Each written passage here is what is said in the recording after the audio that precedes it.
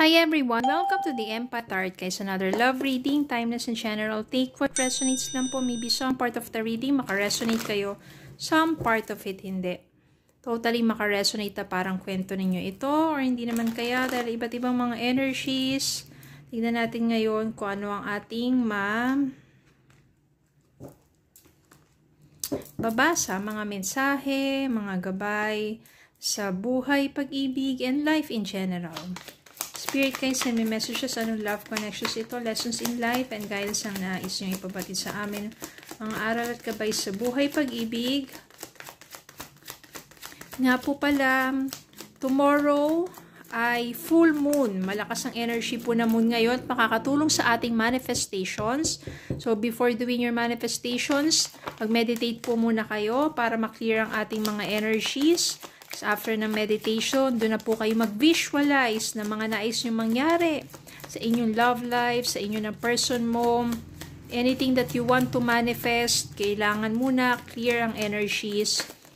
And with good intentions, okay, isin na natin yung mga revenge na yan, yung mga hatred. Kailangan pure and good intentions po sa ating mga manifestations.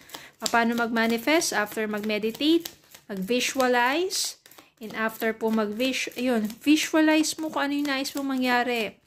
Mag-kausap kayo ng person mo, magkita kayo, mga ganon. Tapos i-feel mo kung ano yung pakiramdam na habang nangyayari yun. As if na dun ka sa moment na yun. Okay? Tapos after mo mag-visualize, mag-manifest, kung ginawa mo yun sa madaling araw, matulog ka na ulit. Huwag mo nang pakaisipin kung ginawa mo naman yun sa umaga. And after that, just do your work. No? Sa buong araw, huwag mong pakaisipin yan. Gawin mo yan. No? Manifestations, 28 days. Kung kaya nyo gawin yan na tuloy-tuloy, upang sa ganon, mas magiging malakas yung power of manifestation. At patuloy lang maging positibo. Pero syempre dapat talaga tanggalin na yung mga hatred, yung mga ganyang hindi magagandang o mga negative energies. Okay, tignan natin ngayon kung ano ang mga mensahe. 10 of Wands. Temperance. Page of Pentacles, 5 of Cups, King of Cups, Death, 6 of Cups. Kuha pa tayo ng isa, bottom of the deck, 7 of Swords, 7 of Swords, 10 of Wands, cheating, lying. Maraming mga ginawang pagkakasala ang person mo. Nandiyan yung pagsisinungaling, pag-cheat sa'yo, ang dami yung mga tinagong mga katotohanan sa'yo. At ito, sa lahat ng mga ginawa niya sa'yo yun, yung 10 of Wands dito, ibig sabihin sobrang bigat na. Yung relasyon ninyo parang hindi mo na kaya pa dahil hindi ka na masaya pa sa relasyon na yan. Parang ang dami nyo ng pinagdaanan, tapos paulit-ulit na lang niyang ginagawa sa'yo. Paulit-ulit, paulit-ulit. Dumating yung time na hindi mo na kaya. 5 of Cups dito, nagsisisi ka na. Sobrang bigat na ng kalooban mo, ng puso at isipan mo sa ginagawa sa'yo ng person mo. Kaya, wala na. Maaring pinakawalan mo na. Kahit sobrang sakit, pinakawalan mo na yung person mo na yon. Lalo na kung paulit-ulit, di ba? Maaari pang sabihin natin, patawarin, pagbigyan, tanggapin muli sa unang pagkakataon. Pero second, third, no na. Ang maganda dito, dahil sa naranasan mo niyan, ito yung bagay na sabihin natin, sitwasyon sa buhay mo na it makes you more stronger. Yung pagkatao mo mas magiging matibay. You will transform into someone na stronger, braver, courageous to face any challenges in life. Dun sa sakit na yon, yung sakit na naranasan mo na yon, transform you into a better person. No, kahit na sabihin mo ganun yung nangyari sa'yo, sobrang nasaktan ka dito, sobrang nadurog ang puso mo sa ginawa sa'yo ng person mo, Pero ang pinakamahalaga dyan is hindi ka nagkimkim ng anumang galit at wala sa isipan mo yung maghigante. Hinayaan mo na lang ang universe ang maghigante para sa'yo, ang magturo ng lesson sa taong nanakit sa'yo. O, parang just sit back and relax, hayaan mo na ang universe. Kasi may karma naman yan eh. Kaya yun po, huwag kayong maghihigante, gagawa ng masama. Hayaan nyo na yung karma. Kahit sabihin mo sa ngayon, may balita ka na yung person na yun, napakaganda ng ano niya, yung kumbaga takbo ng buhay niya, ganyan ganito, kala mo lang yan. Pero kapag naningil na ang karma, hindi niya tatakbuhan yon.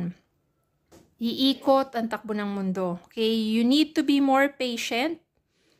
Pag patuloy ka lang sa buhay mo, mag-focus ka lang sa sarili mo, temperance dito, more patience, the perfect timing, talagang totally makakapag-forgive ka rin, makaka-move forward ka rin, and in perfect timing, darating din sa'yo yung taong magmamahal sa'yo.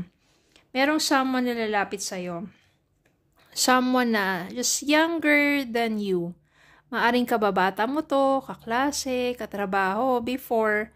Someone na younger than you, na merong paghanga sa'yo, pagtingin sa'yo, nag-offer siya ng love, no? Ng relationship. Pero merong someone dito, Page of Pentacles dito, meron din mag-aalok sa'yo ng opportunity. Pagdating sa sabihin natin kabuhayan, may mga darating sa'yo yan. Grab mo yung opportunities na yon. Pero meron talagang darating sa buhay mo, King of Cups. Kung ano yung naranasan mong hirap, sakit, mula doon sa person mo na yon, na paulit-ulit ka niloko, this King of Cups ay kabaliktaran yon. Ito yung taong emotionally mature, stable, sobrang mapagmahal, napaka-romantiko, talagang ipaparamdam niya sa'yo kung paano siya magmahal. Yung love languages niya, na parang sobrang sweet, charming, mature person. This is older than you. Hindi naman ganun ka, sabihin natin, hindi naman ganun ka yung agwat ninyo, yung edad ninyo. Pero mas matanda sa'yo to. Siguro mga 3 to 5 years older than you. Maaring itong matutuwa ka lang kasi merong someone na mas bata sa'yo na sabihin natin na nag-a-admire sa'yo. Pero ito si King of Cups, dito mas may paparamdam sa'yo that you are loved. That you are valuable. Sabihin mahalaga ka. Paparamdam niya sa'yo to. Ganun katindi yung pagmamahal na mararamdaman mo sa taong ito. At hindi ka magsisisi dyan because in the right timing, right place at the right time, siya talaga yung muling makakapagpatibok ng puso mo. Yung winasak nito, siya yung unti-unting magbubuo at maghihilom ng puso mo. Kaya minsan talaga don't give up on love. Pag nasaktan ka sa isang relationship, it doesn't mean katapusan na ng mundo, hindi ka na magmamahal ulit. Siguro ganun talaga yung iba, pero kapag nag-focus ka at mahalin mo muna yung sarili mo, then that's the time kapag ready ka na, papakilala na sa'yo ng universe yung taong karapat-dapat para sa'yo. 4 of Cups, to energy mo minsan, no? Kahit sabihin mo sinaktan ka ng taong yun, paminsan-minsan siya pa rin yung iniisip mo. Malalim yung pagmamahal mo sa taong yun, pero malalim din yung naging sugat.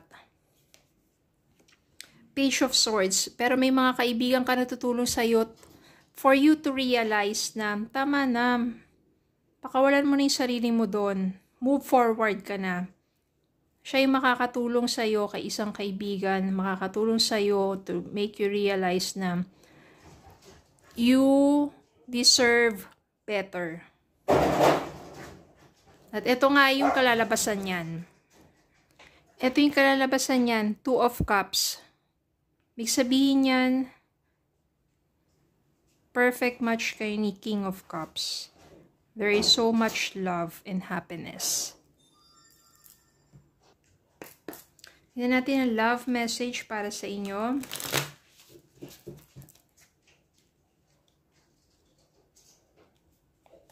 New love. New chapter begins, whether it is with a new partner or in a current relationship. Ibig sabihin nito, sa reading na to, this is a new partner. New love. Takpan na natin yung ano na yan. 7 of Swords na yan. Kasi meron ng new love na darating sa buhay mo. Si King of Cups. Someone na mapagmahal, tatratuin ka ng tama, pakamamahalin ka ng lubusan. New love. So don't give up on love. Pag nasaktan ka, huwag magtalim ng sabihin natin galit at paghihigante. Pakawalan mo na yung pain na yon, i-offer mo na kay God. Hayaan mo na siya bahala dun sa taong nanakit sa'yo, mag-move forward ka, focus ka sa sarili mo, pakamahalin mo yung sarili mo, huwag mong hayaan na para ka na lang na sabihin natin yung mga negative energies na yan. Then darating yung time for a new love. Okay, so yun na po. Maraming salamat po for watching. Please don't forget to like, share, comment, subscribe, follow me on Facebook, TikTok, and YouTube. Have a good day po and God bless.